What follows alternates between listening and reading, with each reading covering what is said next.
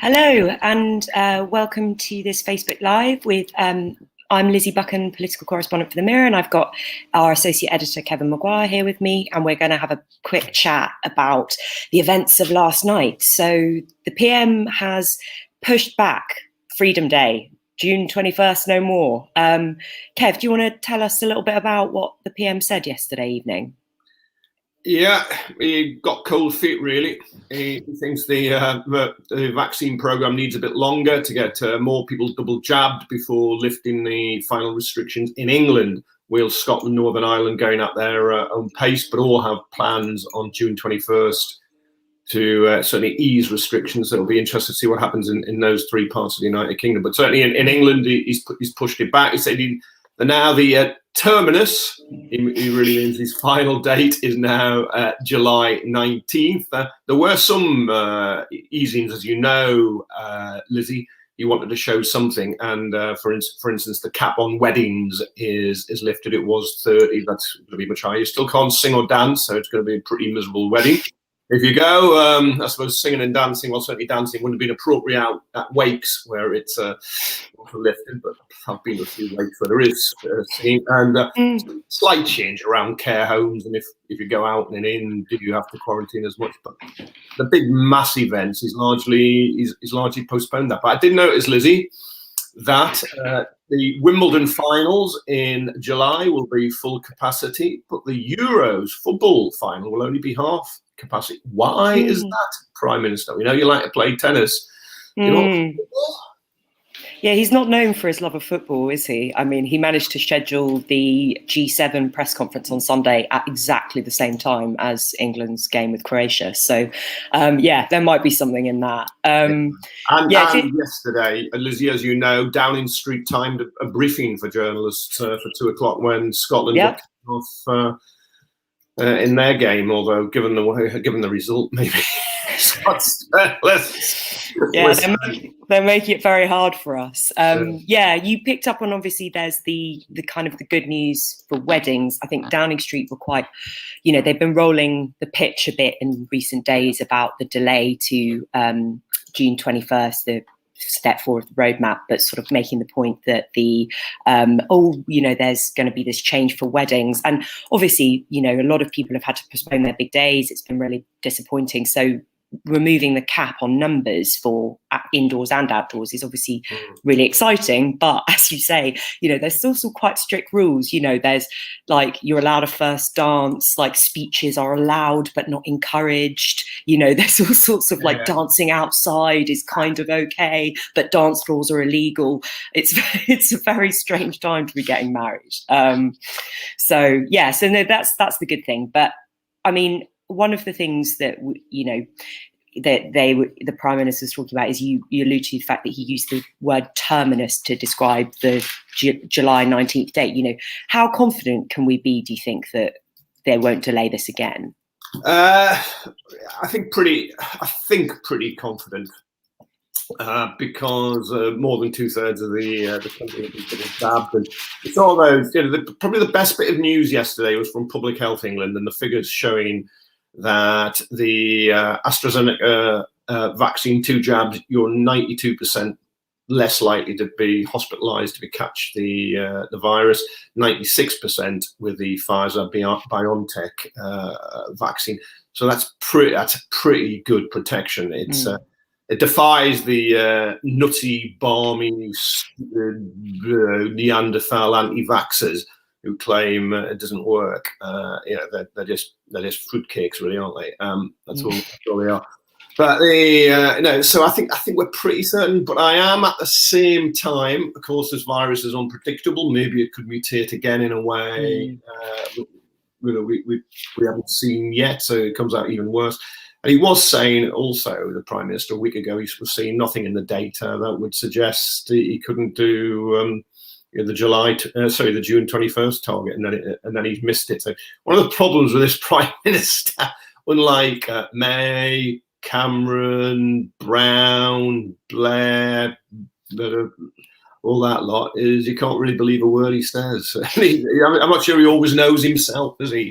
He kind of lives for the moment, and that. Well, it's been hard. It's been, obviously, it's a his defenders would say that, it's been hard to predict things.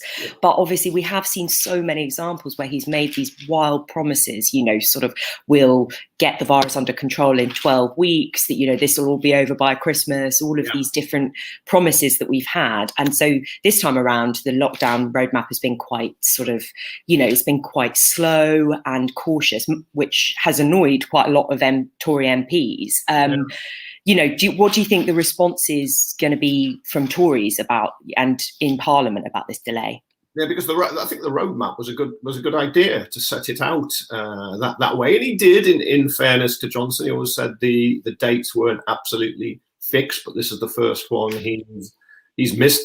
And his own party's got to be a vote in Parliament, as you know, and there'll be a section, a noisy, raucous section of his party who will vote against the extension. They're mainly people who are against any restrictions anyway.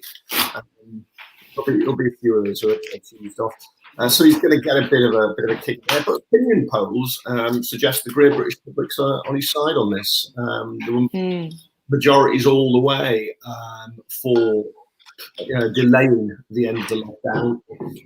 You could argue it on health grounds that it was going to save lives. So in that sense, he might be wearing some people's patience thin, but other people, I think, the majority think, looking at those figures, that is the right thing to do. There is a big gaping financial hole, as you know, Lizzie, in it, because the furloughing scheme is due to change at the beginning of July, with employers required to pay more for their workers who aren't working. That's a problem. And is he going to extend financial relief for all those businesses that were looking forward to open, going to lose another month's takings or have reduced incomes? I mean, there are costs to this delay. It's not just inconvenience to people. There are some people who their incomes and their businesses were depending on getting back going again. And yeah, no, definitely. I've just seen a question in the comments from Layla, who's asking about funerals, about the numbers of people who can attend funerals. I believe that there's no limit now on the numbers of mourners at ceremonies, and from June 21st, wakes will also have no limits on numbers. So that's been kind of tweaked as well, in line with the guidance around weddings. But just back to what you were saying, Kev, obviously, the public is supportive broadly, the polls show, of sort of delaying this, delaying for a few weeks. But there are certain sections of the public that are obviously being really hard hit. We're talking about hospitality, the event sector, that sort of thing. I mean, things like nightclubs that have never been able to open since the start of the pandemic. And obviously, their voices are kind of getting louder and louder. It's going to be very tough for those. Even a few weeks delay is obviously going to be very tough for them, isn't it? No, it is. And if you look at something like the music industry, which has to plan ahead because they build for big festivals, they build small villages, towns, cities. They need guarantees, and he's failed to come in, the Prime Minister, with an insurance scheme for them to underwrite the risk if he is going to push back the lifting of restrictions, and it could affect their businesses. But now your heart has to go out to those who've been deprived incomes and work for so long through no fault of their own. I think it's quite right when the government says, right, you can't open because of a health scare, you should be compensated. And some people have been compensated. I know people who have businesses who are really, really quite pleased. But I know others who have just fallen through the cracks. There are the three excluded people. Although some of them were looked after, but others weren't, who just self-employed, just used to paperwork that had been hammered. And then, as you say, if you're like a nightclub owner, you've really got to wonder about what's going to happen. But when life goes back to normal, whatever that is, I think there's a lot of pent-up spending in the economy, and people will want to get out and party like there is no tomorrow. Yeah, and I mean, you can see, there seems to be a great appetite amongst people to kind of start to just get out and about, to make the most of the freedoms that they haven't had. I don't know if it's the sunshine or England doing well in the football, but it certainly felt like that over the weekend. I've got Andrea in the comments asking about travel. So as far as we understand it, the decisions on kind of where you can go abroad are not affected by this decision. They're done separately by something called the Joint Biosecurity Centre, who makes decisions about which destinations are safe to go to. But they're being reviewed every couple of weeks. We just had a recent review where Portugal was taken off the green list, and we should have another one in a couple of weeks, which will kind of give us a bit of a clearer idea about where people can go for the summer. But travel's really important in this, because obviously one of the Delta variant, which was first detected in India, is now the dominant variant in the UK. And Kevin, I know that Labour has been talking a lot about the government's decision to, like, the slowness of the government's actions in closing the border. Do you want to tell us a bit about that, about the Delta variant? Delta variant, which probably should be renamed the Johnson variant, because he delayed 3 weeks putting India on the red list, which would essentially ban people from India coming to the UK unless you were a citizen or resident here or a diplomat or really urgent business. He delayed it for 3 weeks because he wanted to go to India to have a photo call with Narendra Modi, the leader.